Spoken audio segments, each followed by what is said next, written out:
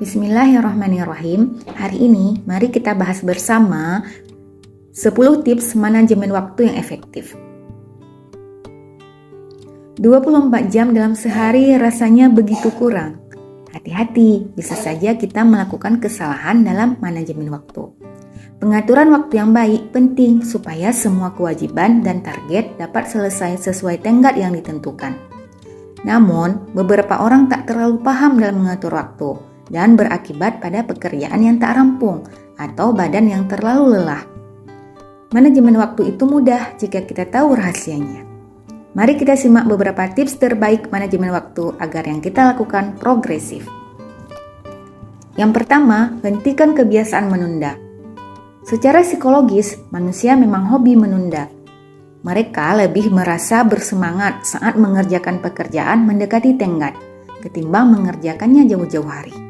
Ayo, mana timnya Peter? Kendati manusiawi, ini kebiasaan yang merusak tubuh dan membuat banyak rencana tak rampung. Jadi, pesannya apa? Hentikan kebiasaan menunda dan sistem kebut semalam mulai dari sekarang demi manajemen waktu yang lebih baik. Selanjutnya, yang kedua, buat jadwal.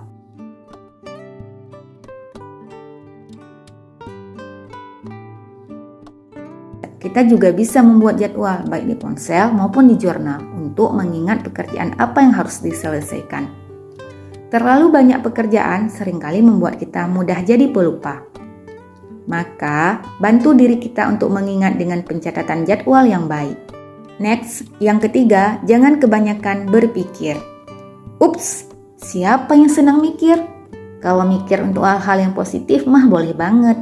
Tapi kalau di depannya ditambah over, ini yang buat kita jadi nggak melangkah ke depan. Mikir boleh, asal nggak pakai over ya. Bisnis yang maju memang butuh rencana. Tetapi jika kita hanya berkutat pada rencana, lantas kapan eksekusi pekerjaan akan dimulai? Mereka yang sukses tidak hanya punya rencana realistis saja, tetapi juga berani buat memulai. Keempat, buat tujuan yang jelas. Apa tujuan kita dari pekerjaan ini? Jika kita sudah paham kerangka tujuan dari pekerjaan, pekerjaan akan lebih mudah buat diselesaikan. Karena kita tidak perlu bingung mengenai apa yang harus dilakukan terlebih dahulu. Ini adalah kunci manajemen waktu. Yang kelima, beri jeda buat istirahat. Menunda memang bukan hal yang baik. Namun, terus-menerus bekerja tanpa jeda akan menjadi sebuah hal yang merusak tubuh dan menurunkan konsentrasi. Berilah jeda 15 sampai dengan 30 menit untuk sekedar tiduran atau melakukan hobi. Yang keenam, tidur yang cukup. Begadang akan membuat kita menjadi mudah lelah dan juga sulit untuk fokus. Tidurlah yang cukup setiap malam, jangan paksa diri untuk lembur hingga tidak tidur. Manajemen waktu adalah hal penting karena kesehatan merupakan aset paling berharga. Yang ketujuh, jangan takut salah.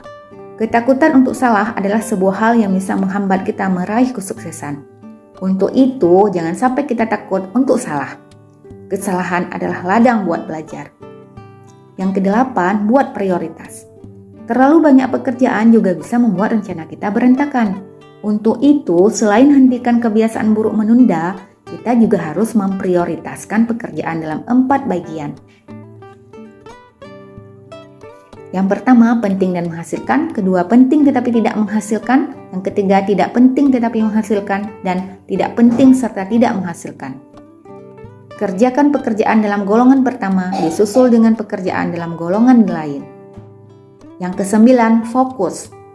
Mudahnya akses internet memang membantu pekerjaan, tetapi tak jarang juga membuat banyak orang jadi mudah teralihkan fokusnya. Jadi, saat mengerjakan sebuah hal penting, jangan tergoda buat main media sosial, belanja daring, atau stalking di internet. Ini tidak produktif dan merusak manajemen waktu kita. Terakhir adalah hindari stres.